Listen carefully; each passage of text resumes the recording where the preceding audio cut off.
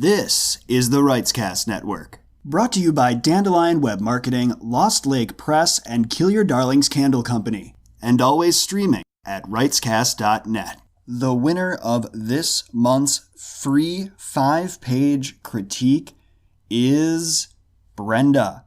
Congratulations to Brenda. You are a first-time winner in these monthly opportunities to get a critique of your manuscript's first 5 pages. If you're a listener to this program and you would like to have your name added to the list of prospective winners for next month's drawing, well, you can head to patreon.com/writescast and become a contributor to our programming today. Whether you donate at $1, $2, or $3 per episode or per month, you will be entered in these monthly drawings. You can win once every 6 months. So Brenda, you will be eligible again 6 months from now.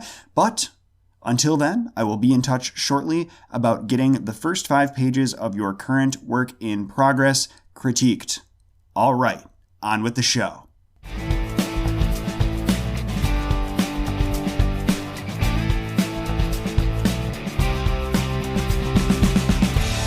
This is episode 27 of Novel Approaches here on the Writescast Network.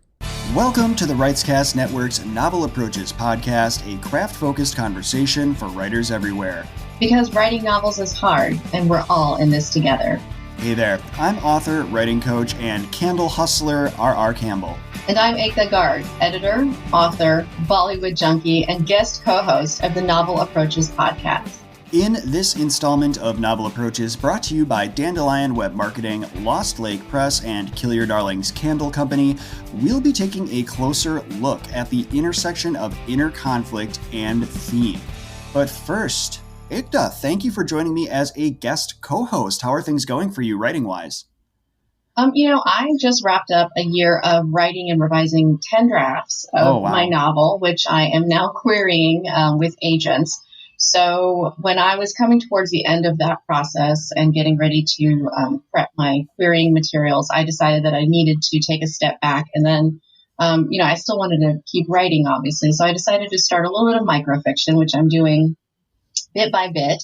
But I thought this was also a really good time and place to give back to the writing community, which has always been a big important aspect of my writing career. So I have enrolled in a course to become a certified book coach. I am prepping talks to give to our local library about writing virtually. The first one is scheduled in a couple of weeks, and then the next one will be in July. And I am also preparing to put together the next biblio breakdown. Thanks to you, I have that great opportunity. So I'm excited about putting together notes for that. That's what I've been up to. Yeah, it seems like you have a lot going on there. And yes, listeners, if you were unfamiliar, Ekta is joining us now for Novel Approaches after having been part of Profiles and Encouragement. I believe that was episode 1 that we did of that mini-series. Right. And we also have, Ekta, you've joined us for Biblio Breakdown, and you will be taking over as the full-time host of that show when we get those episodes in. So if you're listening to this now in mid-June, you go to the episode that debuted May 29th. It was Biblio Breakdown episode 5, I believe. Really great stuff there from you, Ekta. I thought you did an excellent job analyzing where the crawdads sing. You gave listeners some really great writing exercises to work with. And as I shared with you yesterday, we had some good feedback come in, people responding to our newsletter about our episodes that go out every Friday. So great community stuff going on there as well. So thank you for that. And I'm excited to see what you've got cooking for that next episode. Yeah, thank you. It was, it gives me an opportunity to share 2 of my most favorite things in the world, which are books and writing. And, it's something that I, as a writer myself, am constantly trying to do is examine books, what they do well. And, when I review books, what they don't do quite so well, and try to incorporate what I learned in my own writing. And I think this is great that you offer Biblio Breakdown to writers so that they can see the same thing. And so I'm excited about the next episode, and hopefully, people will enjoy it as much as they did this one, and they continue to listen to this one as well. Thank you. Yeah, and I will say that, I know how labor-intensive producing a Biblio Breakdown show is, because like you say, you have to really be reading the book, not only as a reader, but as a writer. And that's why I'm so grateful that you're able to step in, and the schedule we're going to be working with for releasing these episodes is going to work for you, and that we have had that great feedback. So much more to come for you listeners out there from Ekta. And of course, in this episode, as well. That is what you are here for, after all, what I am here for, what we're all here for in Novel Approaches. But before we get into the conversation, I wanted to pass along some fun things I've got going on over here as well. I am actually working on the second draft of a manuscript that I started writing in February of this year. I actually went back and did the math because it felt impossibly strange to me that I could be on a second draft by now. But as part of my monthly newsletter that went out at the start of May, actually, I shared the stats with people who subscribe there. I wrote that first draft in 68 days. Oh, it was like wow.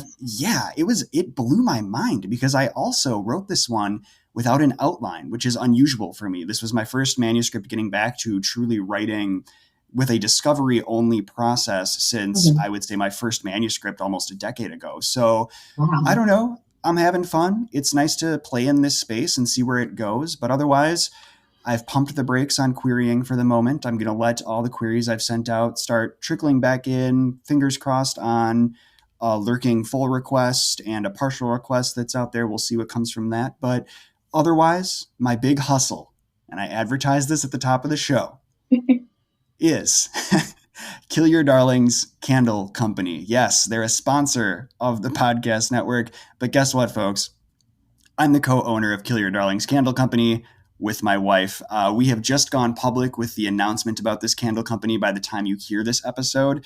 We made our public announcement on June 1st, and the whole idea, as the name might suggest, is to have writer-facing candles with names based on tropes and different aspects of the craft of writing. And the whole idea is that, hey, if you would like to have something burning next to you while you ruminate or revise or do that drafting, something that lets you know, hey, so long as this candle burns, you can make this work for you and for yourself. Well, that's what Kill Your Darlings Candle Company is going to be there for. So until the store opens in July, visit kydcandleco.com. You can sign up for the newsletter, and we are KYD Candle Co. on Twitter, Facebook, Instagram, a lot more to come there. I know that I just kind of turned this into a commercial, but I'm genuinely excited about this venture. So thank you for indulging me, Ekta, and listeners.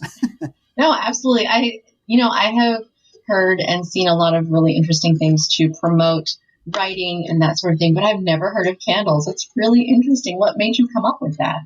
You know, it really was about my wife has long had this just really great knack for picking up crafty things and becoming pretty proficient at them quickly. And whether that's been like cross stitching or knitting, or even if it's just something simple like coloring to pass the time, it's just always been something that's a big part of who she is as a person.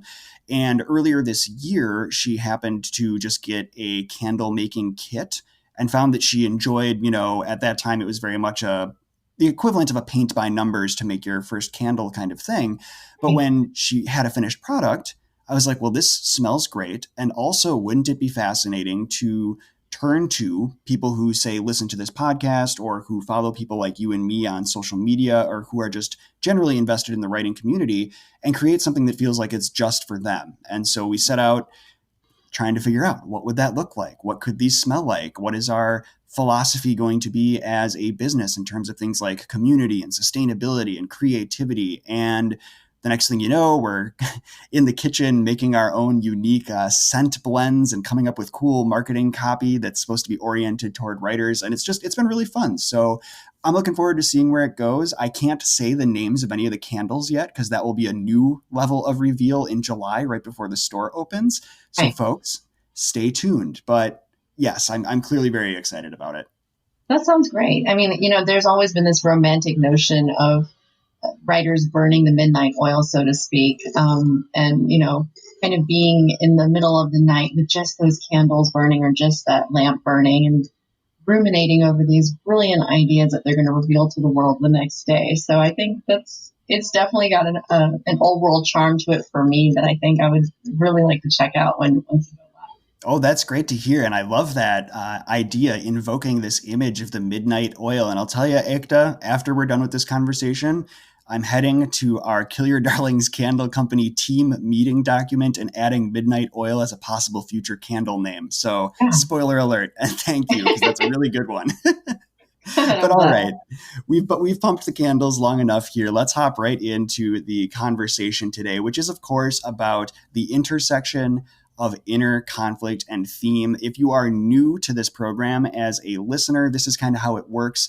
Over the course of 5 days earlier in the month, we took to the writing community on Twitter and Instagram through our hashtag Writescast chat platform to ask you, the writing community, some specific questions about this idea, about inner conflict, about theme, and how it all plays, how it comes together. And then we will take your advice, we will take your insight, we will share it in this episode, and then Ekta and I, we will react here in real time to that and give our own feelings about these topics. So the first question that I wanted to start with here today, it's really a two-parter, and it's this idea of how is inner conflict distinct from outer conflict, and why do we need to understand this difference? So we're going to be a little definitional here to start, which I think is always important. And Ekta, why don't you take it away here with our first tweet from someone who answered this question for us on Twitter? Sure, absolutely. So this one comes from Cinna, and you can reach him at CINAEDHVIK. And he says, inner conflict is self versus self, where outer is self versus environment or others. The inner conflict is emotional, while the external conflict is a physical one. And he says both are needed to drive reader engagement with characters, to spur an emotional response, to witness development. And I think that really gets to the heart of it. Inner conflict is basically the struggle that we have in our minds and hearts. And outer conflict is the stuff that other people can see, the fights we have with partners, there's job loss or some other sort of conflict that's going on in your life. And one of the differences, I think, is that inner conflict provides the motivation that leads to action, or the outer conflict. And, that can also tie into your theme. And the best books will loop the two, the inner conflict and the outer conflict, several times over, all the way until the end. And that creates complexity. It keeps tension and conflict both really high. And it just helps, I think, reveal the fact that the best books are about real people. That applies across the board, regardless of if you're writing sci-fi, fantasy, no matter what. People are complex beings. We don't operate, within a very strict sort of black and white kind of structure. And I think the best stories reflect that. And that happens when we've got some inner conflict going that results in an action that then results in more inner conflict and so on. I think that really gets to the heart of it. Yeah, and I would say that oftentimes in the world of writing and in the world of reading, this idea of the character who often gets in their own way or whose flaws prevent them from becoming their best selves, that really speaks to me as, well, a person, but also just as a reader and as a writer. And that is one of the reasons why in my debut novel in particular, with Accounting for It All, I looked back on that novel and went, wow, for as much as the outer conflict is part of the premise of this novel, and that being that there's this looming IRS audit that is going to be looking into records now managed by someone who has no idea what they're looking at, yeah, that's the outer conflict. But the reason that we actually wind up in that situation, and the reason that the tension is exacerbated and increased throughout the course of the book, like you say, having this sort of looping effect, all of that comes from inner conflict and an inability of the main character to face her true self and to embrace her flaws and find ways to work with them rather than using them to, say, excuse behavior or put off confronting what the actual underlying issues here are. And so I will say that both what you have said here, Ekta, as well as what Cinna had to say about how we're going to define this and why it's important, all really speaks to me, and it's something that I feel very strongly about firsthand as an author and also just as someone who enjoys reading books that get at these same ideas. Yeah, absolutely. I think that's a great way to look at it. We did have additional feedback here, of course, from more folks over on Twitter. This came from Glenn Quigley, who tweets conveniently at Glenn Quigley.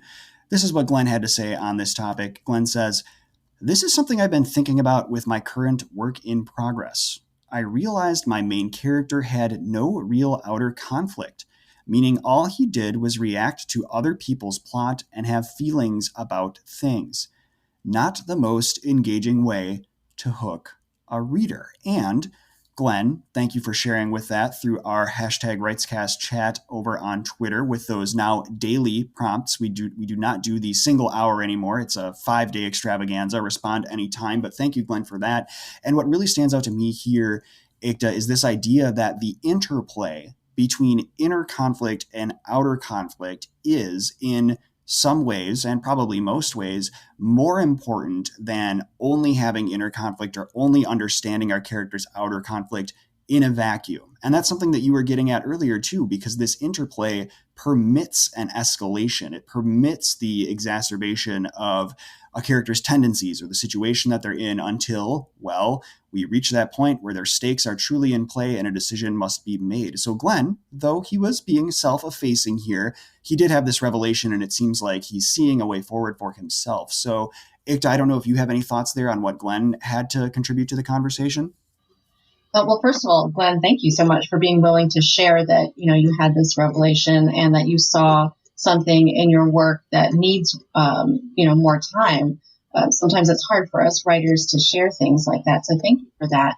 When I was working on my novel, I was actually working with a writing mentor. And one thing she kept pushing me to do was to make sure that my characters did not come across as passive. And I think one way that might have been coming across in the discussions that she and I were having and the materials that I was sending her, an outline and that sort of thing, is that I was spending a lot of time describing what my characters were thinking and feeling and not necessarily what they were going to do, how they were going to act as a result of those things that they were thinking.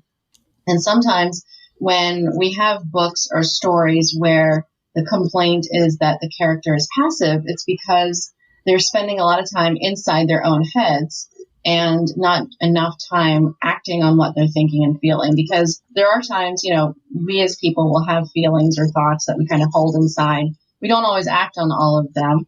But then there are other times where we're motivated to take action because of what's inside of us. And so I think, Glenn, you've hit on something that's really important, that you can't, in fiction at least, you can't have passive characters because those are the ones who sit around and just, think and feel all day long. And you're right, it's not the most engaging way to hook readers because, readers have enough of their own things that they're sitting and thinking and feeling on all day long. It's those actions that readers are looking for. It's how the character will do something because of something that's inside of them and how that comes out on the outside. And the best way to do that is to create an action that will then create conflict, the external conflict, which then hooks back into their internal conflict. So I think it's great that you've shared that and you've really hit on something that's helpful to other people.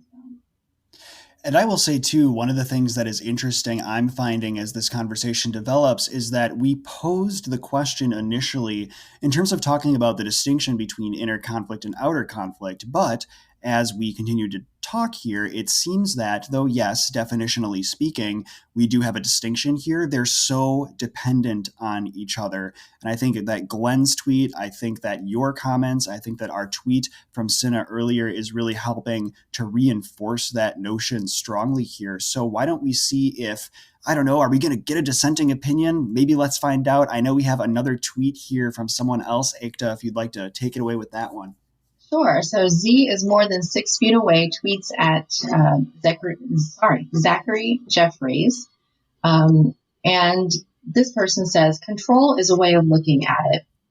Inner conflict is about things the character can control, while outer is reacting to something out of that character's control. And thank you for that at hashtag Writescast chat.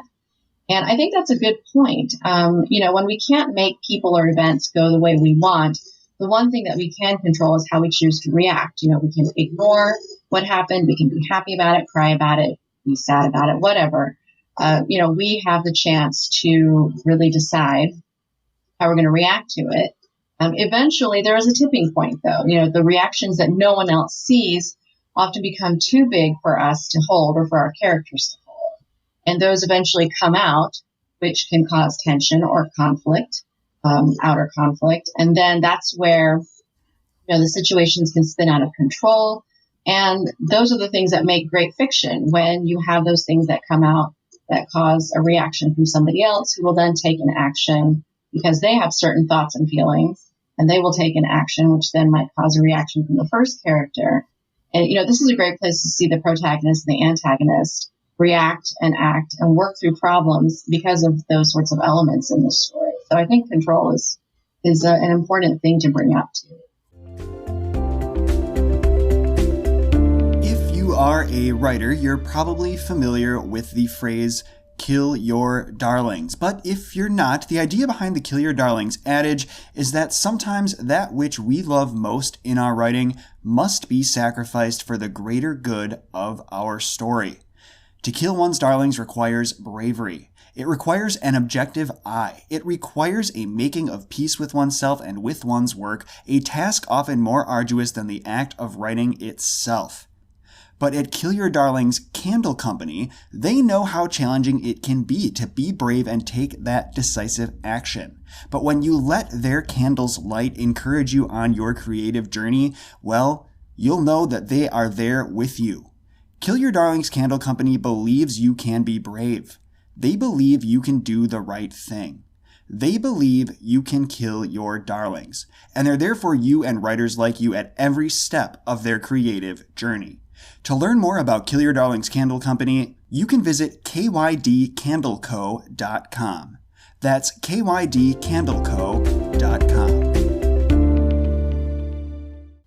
And what I like that you're getting at in the midst of all of that too is that this, notion of control, as Z has introduced the conversation here, it all builds and it starts to create action-reaction chains. And when we have action-reaction chains escalating up to the point that, as you say, Ekta, we reach these out-of-control situations, that is that build. That is that traditional story structure arc that we see with rising tension all the way up to our climax and our falling action. And it all goes back to, I keep using this phrase and this word, it's going to be the phrase and words of the day, it's the interplay between inner conflict and outer conflict, leading to these action-reaction chains with increasing stakes, and that escalation gives us, what it is that most readers come to a book expecting. It's just sort of ingrained in our storytelling brains to say, hey, well, at some point here, we need to see our stakes go up. We need to see the consequences become more dire. What are we going to get? And everyone gets to the edge of their seat as they continue to read, kind of thing. So really great stuff there from both Z and, of course, from you, Ekta. We did have someone else who kept it short and sweet in response to this question. This is the last individual we're pulling in for our introductory question. This response comes from Tammy Williams at the hashtag Writescast chat over on Twitter. Tammy tweets at Tammie, Tammy, so at Tammy, W07213201. Got that? Good, listeners. I'm glad you were writing that down. All right, but this is what Tammy had to say. Inner conflict is a physical feeling. Outer conflict is a barrier.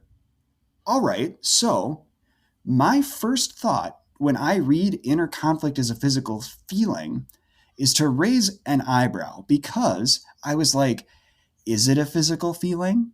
But then I took a step back, I lowered that eyebrow and went, actually, this is a really interesting point to emphasize, because if we tie this into the adage of showing and not telling, we can often convey the idea of an inner conflict through the experience, through a physical experience that a character might have. And one thing that comes to mind for me personally, and also specifically for a character in one of my books, is the character of Chandra, who in book 2 of the Empathy Sci-Fi Saga is confronting some very intense inner conflict that's actually being driven by something that was once outer conflict. And this causes a great deal of anxiety for her. And when I say anxiety, I mean this truly in the medical sense. But what I don't do on the page is constantly let people know that Chandra felt anxious. Chandra was anxious. No, it manifests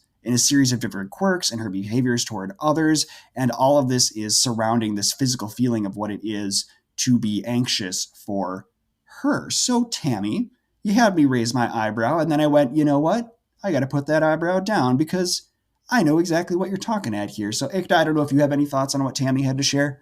We were watching a movie last night, and there's a scene where a character has been imprisoned, and this person is sitting there thinking about what got them in prison in the first place.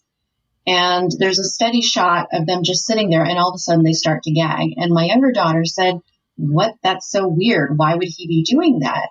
And we had a moment where we could talk about when you're in such an extreme situation and you're feeling, like you said, Ryan, all that anxiety, or you're feeling almost like you're being pulled apart because something that you expected to happen didn't happen, or it happened in such a way that you ended up in jail for it. They can actually cause a physical reaction. And so I think Tammy really has something here, that there are emotions or inner conflicts that we do feel at times that, you hear people say, "Oh, that makes me sick to my stomach." Sometimes some people do actually physically feel pain. And I think that's what Tammy's getting at. So I think that's great. Yeah, very practical, on the page stuff there from Tammy, and doing it rather succinctly. So thank you for that contribution to our Twitter Writescast chat.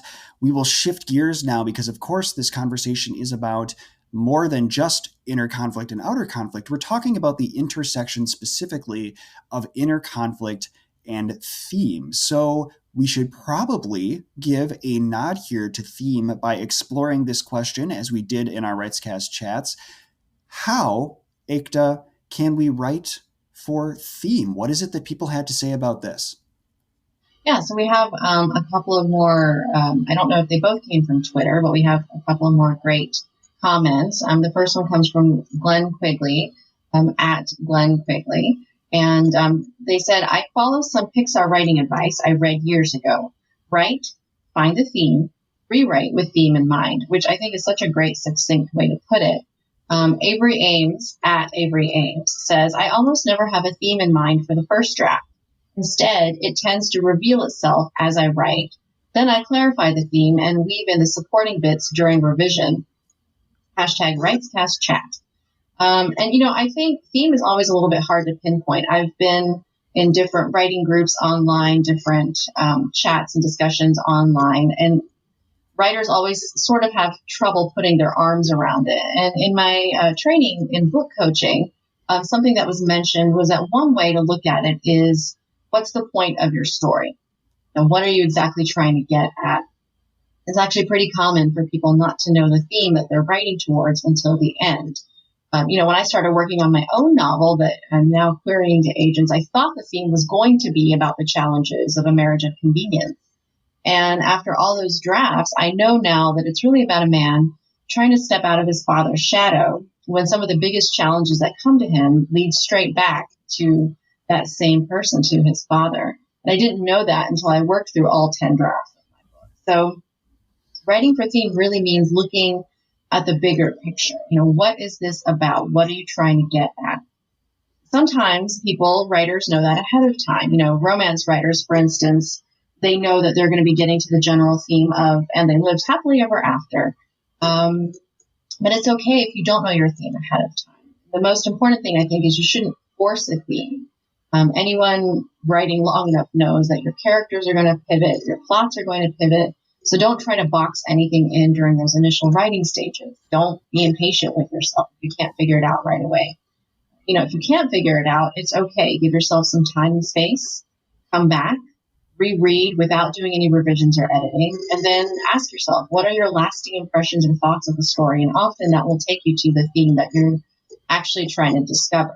So that's one way to approach it. This episode of Novel Approaches is brought to you by Dandelion Web Marketing. Dandelion Web Marketing helps writers like you build thriving author platforms through strategic web marketing. If, for example, you're not sure if you're on the right track with your website, you can get one of their author website audits and find out. And right now, listeners to the Writescast Network can receive 50% off. That's 50% off one of these audits, which will look at your website's content, security, design, search engine optimization, and more. And it will provide you with insight into what you might do to better connect with your audience. So to learn the strengths and weaknesses of your website and save 50% along the way, visit dandelionwebmarketing.com/writescast to learn more. That's dandelionwebmarketing.com/writescast. Yeah, and I really like these comments here from Glenn and Avery. Specifically, I like this idea that Glenn is able to kind of distill this down in the way that Pixar has presented it with this write, find the theme. You know, you write first and then you find your theme from what you have written, and then the ability to go back and reframe the story or to shape the story differently because you already have let the characters take control. You've already let the characters drive plot as opposed to, like you say, Ekta, letting theme kind of overpower everything to the point that we lose story and maybe we slip into what feels like it's just thinly veiled nonfiction, for example. I mean, sure, there's a market for that. People will read that. But if you are going to present it as fiction, let's let the fiction do the talking for us, kind of thing, is generally how I feel about theme. And I will say that the process you have laid out here, talking about your own novel, you had this idea of what the theme was going to be, but now you've learned that it's something else. That's exactly what I'm confronting right now among the things I'm revising for in this second draft of my current work in progress, is that I kind of had this thought of, well, it's going to be a manuscript. It's going to be about a relationship between this young man and his father who has not been in his life, but is suddenly back in his life for, against all odds, against any expectation. And what I'm actually finding is that the first draft, yes, certainly had elements of that in there, but it was, again, it's almost like I have a thing.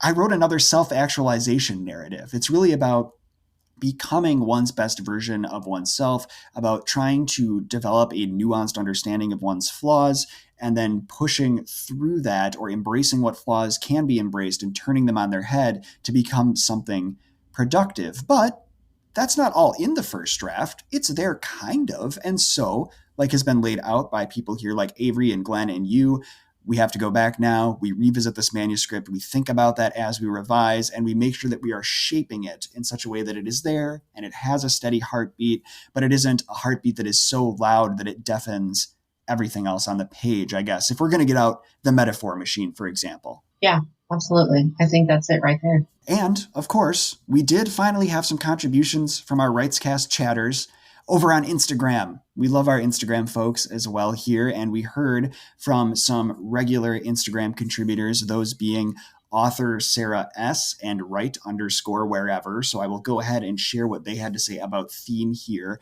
Author Sarah S., or as listeners to this show might know her, Sarah Smith, who was the host of our February episode of Novel Approaches with me here. Sarah said this: I usually have an idea of the theme I want to pursue, and then I refine it as I write the draft/revise. So really just an encapsulation of what it is that I was kind of describing my process was for the manuscript I'm working on currently. And then write_wherever says this: I have a few general themes that I work with. Then each work will be modified or gain a sub-theme that happens to speak to whatever overarching issue I happen to be facing or dealing with in my life at the time of the first draft. So, good personal inclusion here, letting us know that, and I think to some extent, Ekta, maybe this has been the case for you as well. I know for me, I often find that after I have finished writing a manuscript and I go back and reread it, the theme that seeps into the pages is, yes, it's often about things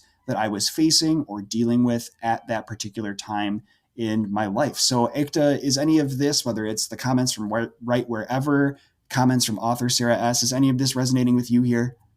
Oh, absolutely. I mean, I can definitely go back to old stories, short stories, and see places, I'll read them, and it's almost like reading a memory because the story might be something that's not related on the surface to what I was doing or saying, but it brings back those feelings of what was going on in my life at that time. And, there have been so many times that I have done this myself, and sometimes where I do actually draw directly from my life experiences, something I might have gone through, and try to translate that into fiction.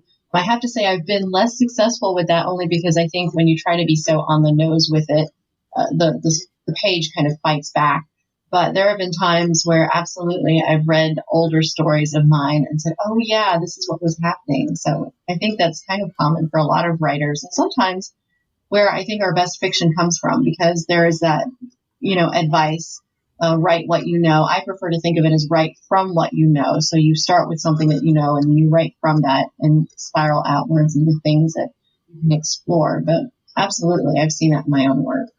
And I would say too that that also rings true, because one of the things that I am writing about, or originally was the inception for my work in progress, was trying to write out my own feelings about my father no longer being in my life, right? And so it was supposed to be this exploration of that, writing what I know kind of thing, but I quickly found that, well, if I just wrote that, it was taking a shape that wasn't necessarily strictly in the bounds of fiction enough that I could feel as though I gave myself the distance I needed to execute this as an authorial storyteller rather than a memoir writer, so to speak. And so I Right. had to shift those gears, and I had to look at it and say, well, I'm not writing what I know, I'm writing from what I know. And I'm going to introduce some elements of absurdity to the founding premise for this story, so that there's always enough of a wall there that I can still be writing from a good place. I can still be writing from my heart, but I'm no longer writing strictly my experience. I'm writing the experience of a character who has their own inner conflicts and has their own things that they need to explore. And I think that tiny little wall that I put between truly writing what I know versus writing from what I know was really productive for me anyway. Yeah, absolutely. I feel like that, like you said, that tiny little wall, that little bit of distance actually emboldens us to explore further and make our writing that much better. Sometimes, a situation or an experience is so close to us that even if we try to write our way through it as it happened, the writing just tends to sort of go all over the place, and it can't really, it might be cathartic.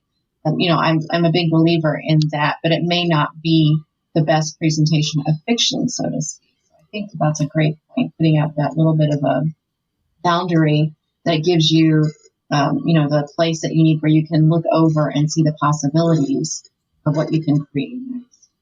And so we're touching here now on this idea of interconnectedness, right? It's this interconnectedness between who we are as people and the themes that we choose to write about. But for the purposes of this conversation, it's really important now, I think, that we explore the interconnectedness between what we discussed at the top of the show, namely inner conflict and theme. And that is, in fact, of course, the question that we asked you, our Writescast chat people, and that was, what is the relationship between inner conflict and theme, and how can we use one to sharpen the other? And Ekta, we had more comments here from Avery Ames, if you would like to read Avery's tweet for this question. Yeah.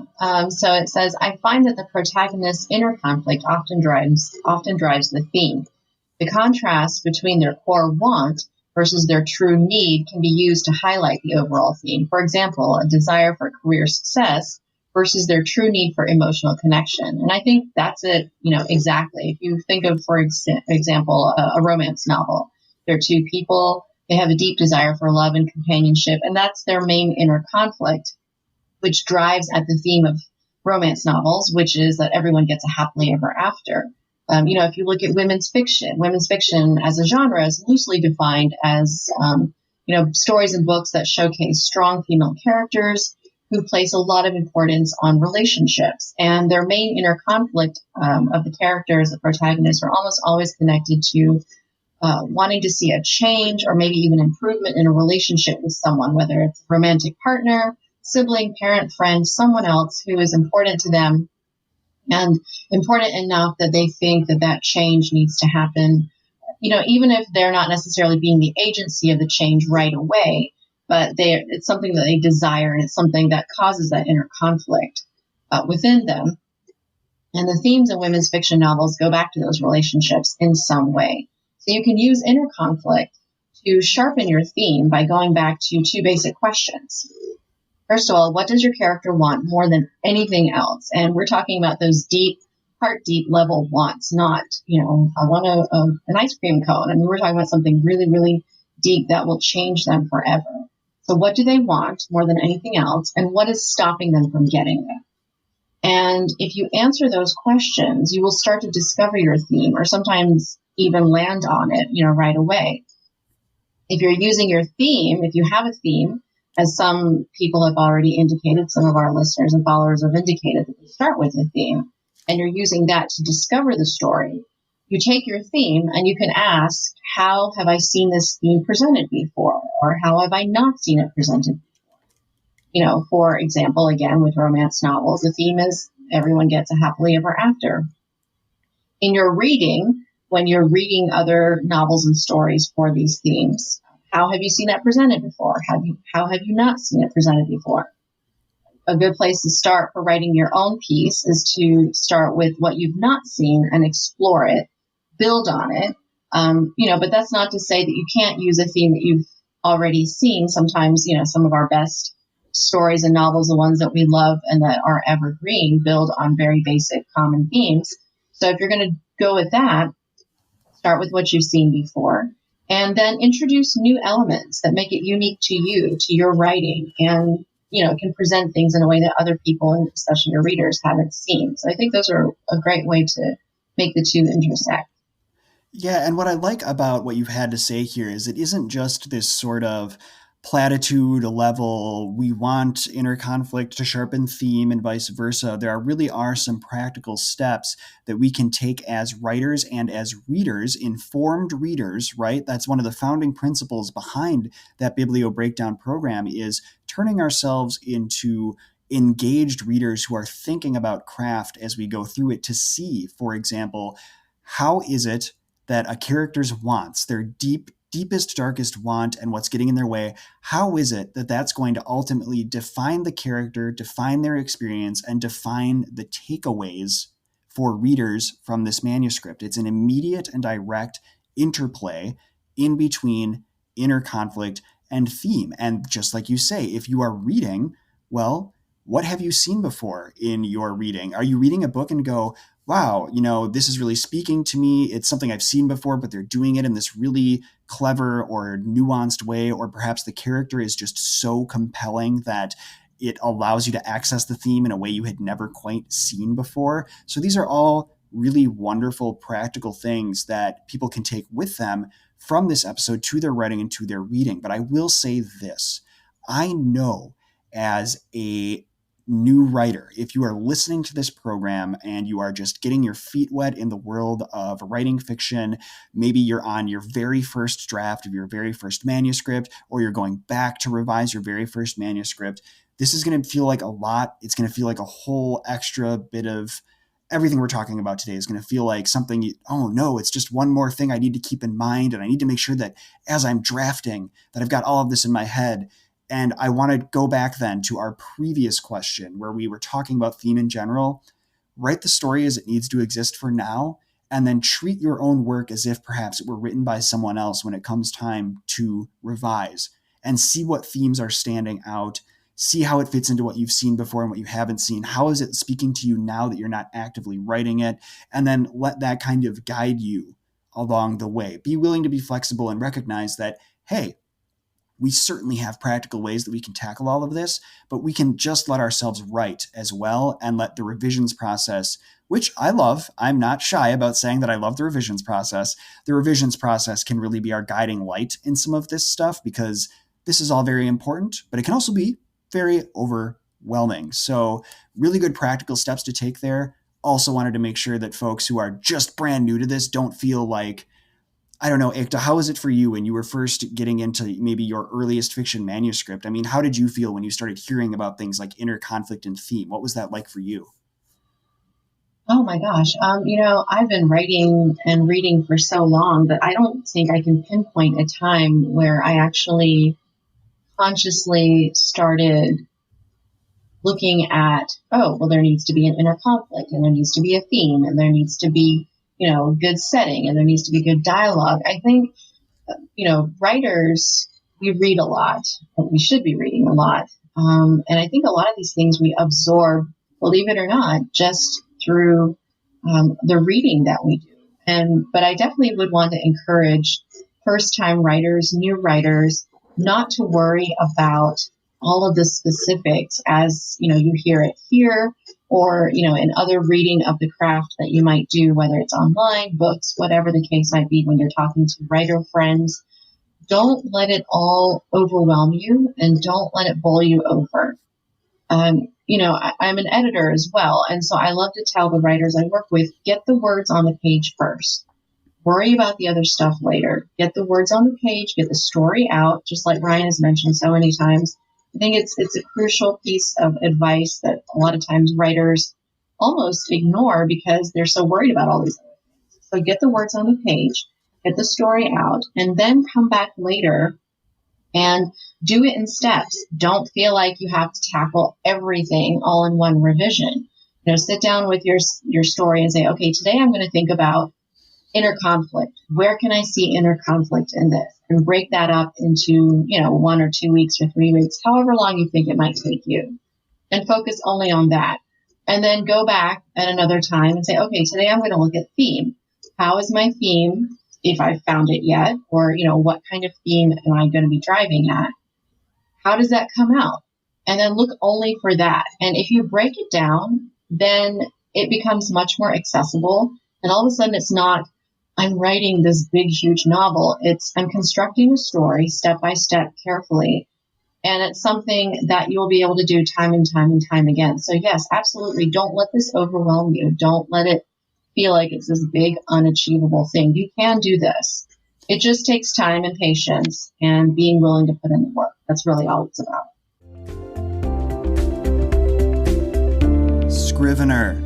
No, that's not a nonsense word. In fact, it's a very important word because it's a name. In fact, it's a name of writing software that I know has been helping me do my best work since, 2010. Scrivener, well, it's word processing software, but it's really so much more than that because it's designed with writers in mind. In one simple place, you can keep your outlines and your character notes together and, hey, that all-important work in progress that you've been working so diligently on. Not to mention, it loads super fast and you never need to worry about having a bajillion different documents with a ton of different file names like this is the final one I promise, or true final draft, or true final for real this time .docx. No, you don't have to worry about any of that. Scrivener takes care of it for you by keeping it all in one place and helping you keep your manuscript up to date. So, if you would like to get your hands on a 30-day free trial of Scrivener, you can head to bit.ly/writing software today to download it for yourself and give it a try and show your support to the Writescast Network along the way. Again, that's bit.ly/writing software. And it is something I will say that slowly becomes more natural the more manuscripts that you write. It becomes a little second nature. I was just coaching up a client on this very idea because he wanted to do a general check-in and ask, what am I doing well that I could even do even better? And are there some things that I'm doing poorly that I should be focused on? And there were certainly plenty of things he's doing well. He takes the feedback that I provide to heart and he takes action on it.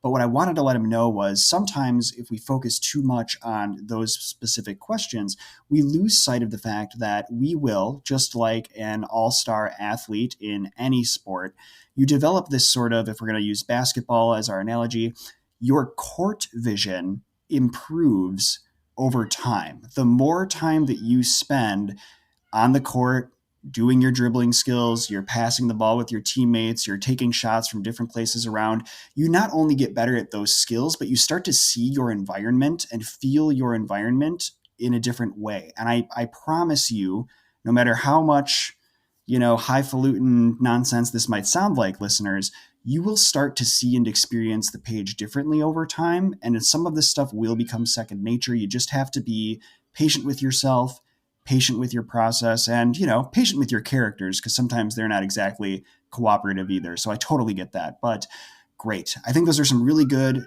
takeaways in general. But before we get to our main high-level takeaways from this episode, I do want to remind everyone quickly here that the Writescast Network is supported in part by listeners like you and writers who support our programming financially at patreon.com/Writescast. Get some awesome patron perks like Writescast Network swag, discounts on my editing and coaching services. You're in this first 5-page critique drawing every month. There's additional votes in the Writescast Awards. There are so many things.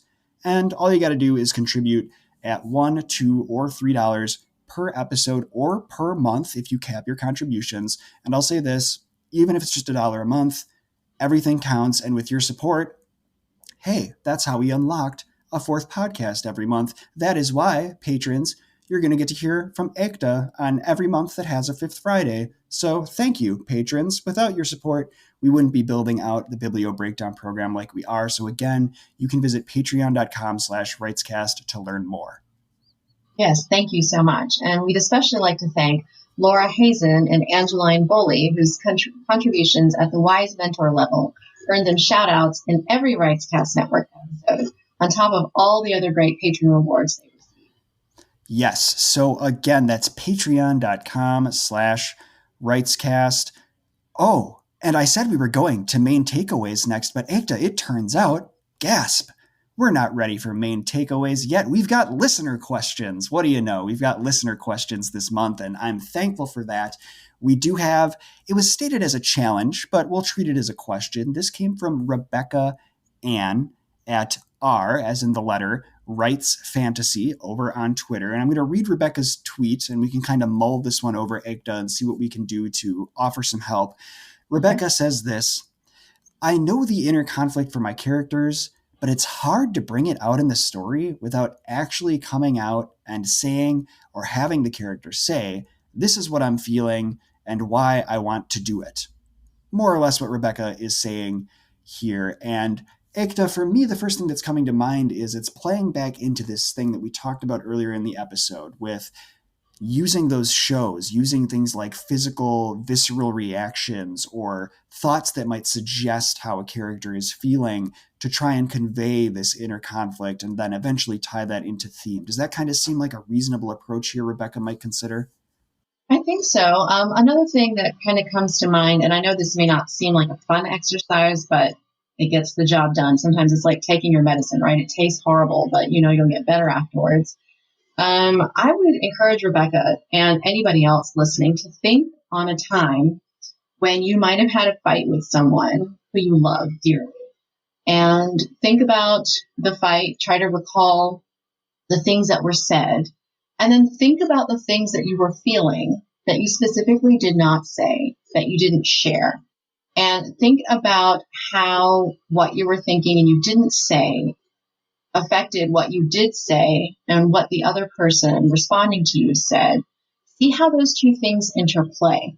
Again, I know it's not fun, but if you're able to examine those with a little bit of objectivity and maybe almost, a clinical approach, you'll sort of start to see how inner conflict, you're in the middle of this fight, you're, having all these feelings and you feel like in some places that you're right and maybe some places you're wrong, but you kind of don't want to admit that, at least not now. How do those things come out? What do you say? How does the other person react? What does their reaction make you think of, make you feel? How do you respond? And kind of go back and forth in that. And, that is active conflict. It's something I like to use as an example for my own writers when I work with them. And that's actual conflict. The tension is that bad feeling you have later on or before you've both apologized or come back and, agreed that this should be over. So that's the tension, and kind of feel that out a little bit. And I think by examining something like that, and if you don't want to do it for yourself, which I totally understand because that can be really, really hard sometimes, go to a favorite movie or a favorite book and look at a similar type of situation.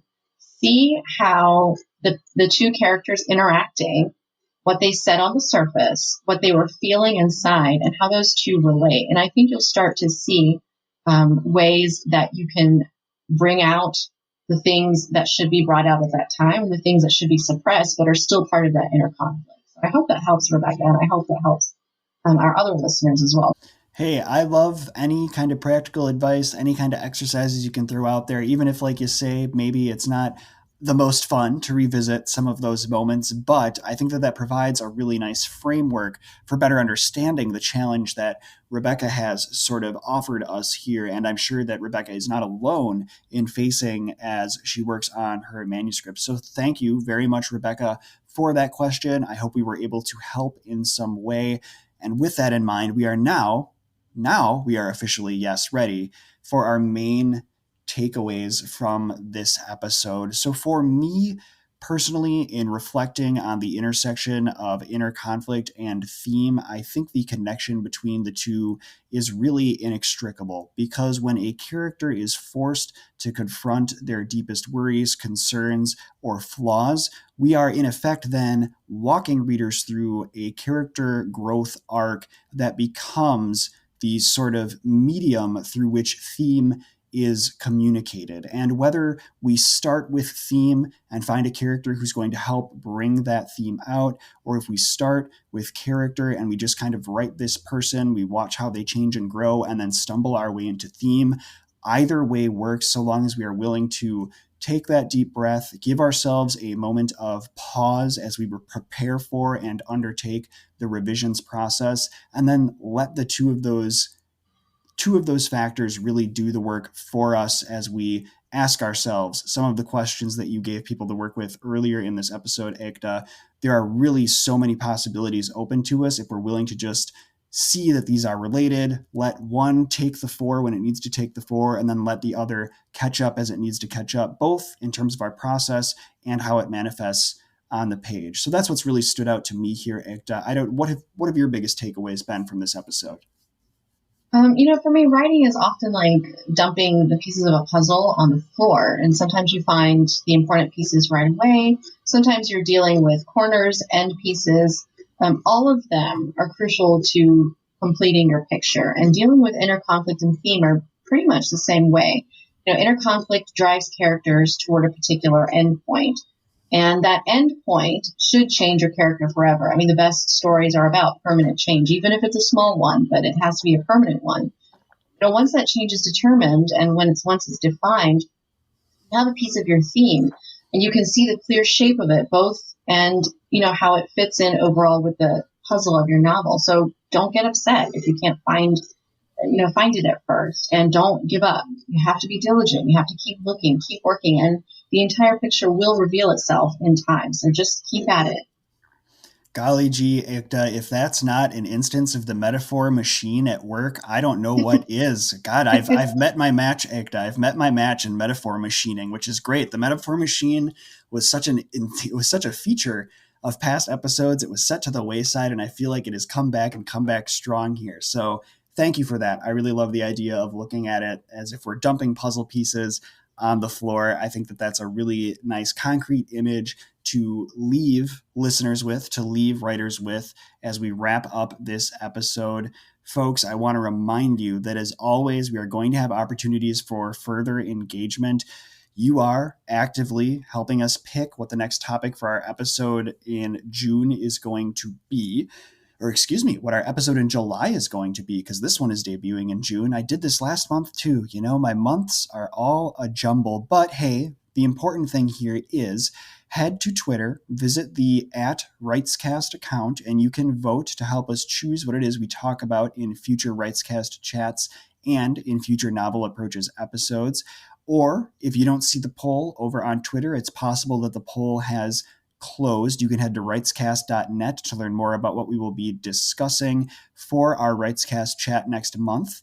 That will run from the 24th through the 28th of June. And like I suggested earlier in the conversation, we're now going to be working with daily prompts over on the Twitter and Instagram accounts. So you can head to @Writescast on either platform between the 24th and 28th of every month and participate at your leisure in the questions that go up. We'll have one new question going up every day.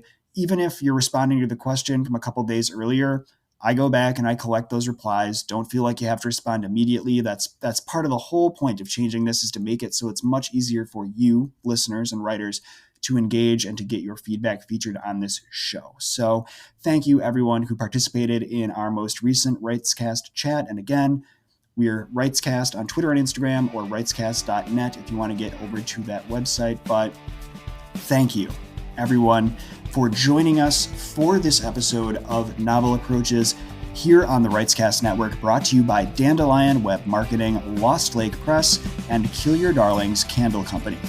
If you liked what you've heard, we'd love it if you could leave us a rating and review on Apple Podcasts or wherever you listen to podcasts. And for more writerly podcast content like this, visit writescast.net or follow us on Twitter at Writescast.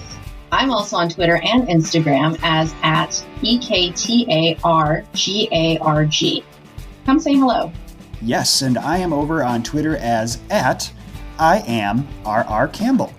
Thanks as well to everyone who participated in our hashtag Writescast chat on Instagram and Twitter. Again, you are the fuel for this show, and we really appreciate all of your insight.